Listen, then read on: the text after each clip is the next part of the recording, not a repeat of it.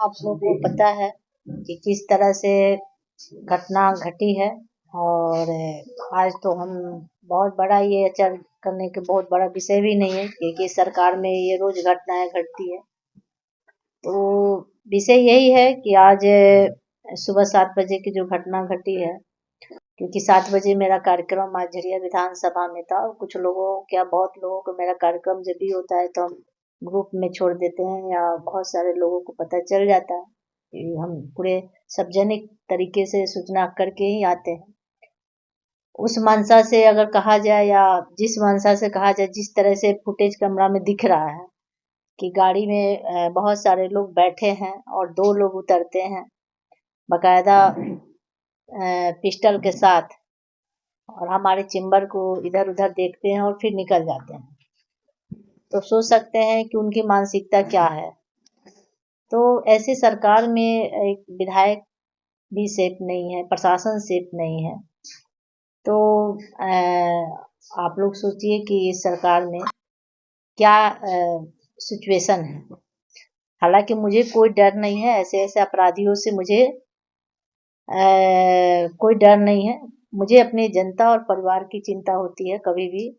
और लोगों की जो मानसिकता है, जो विपक्ष द्वारा लगातार षड्यंत्र रचा जा रहा है, और अभी हम आपको दिए भी हैं, किस तरह से चुनाव हारने के बाद लगातार लोग प्रयास कर रहे हैं मुझे रोकने के लिए, मुझे क्षति पहुंचाने के लिए, क्योंकि राजनीतिक में तो वो शक नहीं पाए। तो पूर्व विधायक के देवर लगातार गुंडागर्दी पे उतर आए हैं। उनके 3 देवर खुलेआम गुंडागर्दी कर रहे हैं, जो कि सब केसेस वाले लोग हैं। कोई 10 साल से है, कोई 6 साल से है। तो इस तरह से गुंडागर्दी, और कहीं ना कहीं सरकार का श्रेय मिल रहा है, प्रशासन का श्रेय मिल रहा है। लेकिन आज जिस तरह से घटना घटी है, तो कहीं ना कहीं ये मंशा साफ था कि वो लोग मेरे पे जानलेवा हमला करने आए थे। तो मैं आप सबको बता देना चाहती हूँ कि ये इसके पीछे सीधा सीधी जो 10 साल से फरार चल रहे थे शशि सिंह थे, और एकलव सिंह थे, हर सिंह थे। सभी लोग षड्यंत्र लंबे समय से हमारे पीछे रच रहे हैं कि कैसे इनको क्षति पहुंचाया जाए।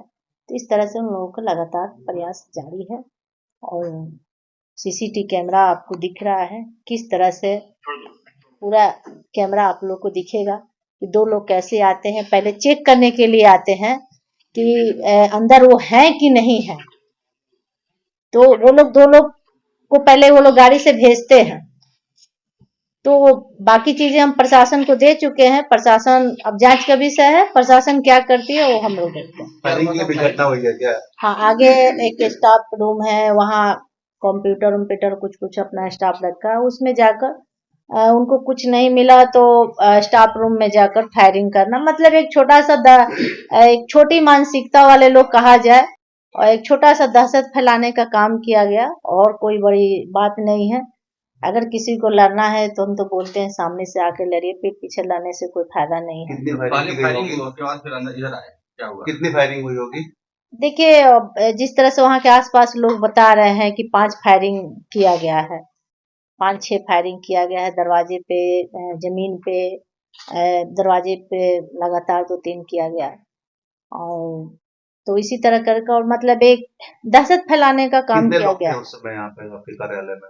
मेरे कार्यालय में अभी सफाई करके जस्ट वो लोग पीछे नहाने वहाने सफाई वफाई करके चले गया था, और एक गाली गलौज करके वो लोग हमको लगता है कि थोड़ा सा देर के पीछे से वो निकल गया।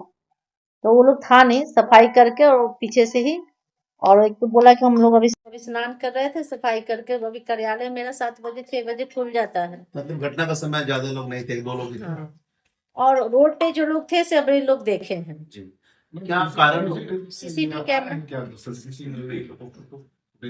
हाँ बिल्कुल आया है, अभी जैसे दिख रहा है, जो लोग दिख रहा है, क्योंकि थोड़ा सुबह में कुहासा था, उसके कारण से हम प्रशासन को दे भी चुके हैं कि वहाँ आगे गाड़ी लगती है, वहाँ से 2 लोग आते हैं सिर्फ ये देखने के लिए कि अंदर हम हैं या नहीं है, और आते हैं और फिर रिटर्न चले जाते हैं।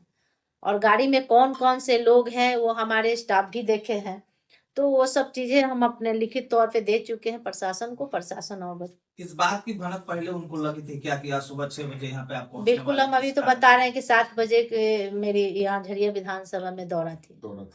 क्या कारण हो सकता है ये इस तरह से दहशत फैलाने के पीछे? देखिए, एक बार बार तो हम बोल रहे हैं कि लोग मेरे से राजनीतिक में नहीं सके, तो अब मुझे डराने का प्रयास किया जा रहा है, या तो मुझे क्षति पहुंचाने का प्रयास किया जा रहा है। जिस तरह से आज खुलेआम मेरे कार्यालय में घुसकर, तो कहीं ना कहीं मुझे जानलेवा हमला, मतलब इस तरह से कहा जाए तो जिस मंशा से वो लोग आए थे, तो कहीं ना कहीं वो मतलब मेरे पे हमला, जानलेवा हमला किया। चुनाव के समय में भी आपने लिख करके दिया था मुख्यमंत्री, डीजीपी, डीआईजी और एसएसपी को ये घटना को लेकर के कि मेरे साथ कभी भी जानलेवा हमला हो सकता है।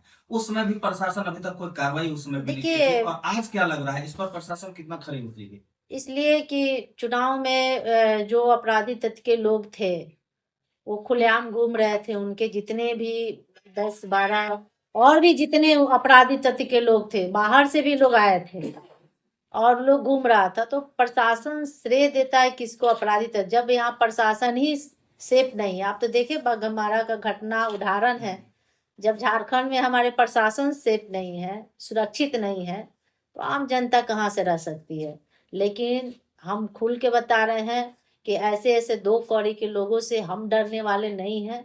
लड़ते रहेंगे, और चाहे कितना भी वो काम कर ले, कितना भी कुछ कर ले, उनके खिलाफ हम आवाज उठाते रहेंगे और लड़ते रहेंगे। और हर मोड़ पे हम संघर्ष करेंगे और हर मोड़ पे उनको मुंह तोड़ जवाब देंगे।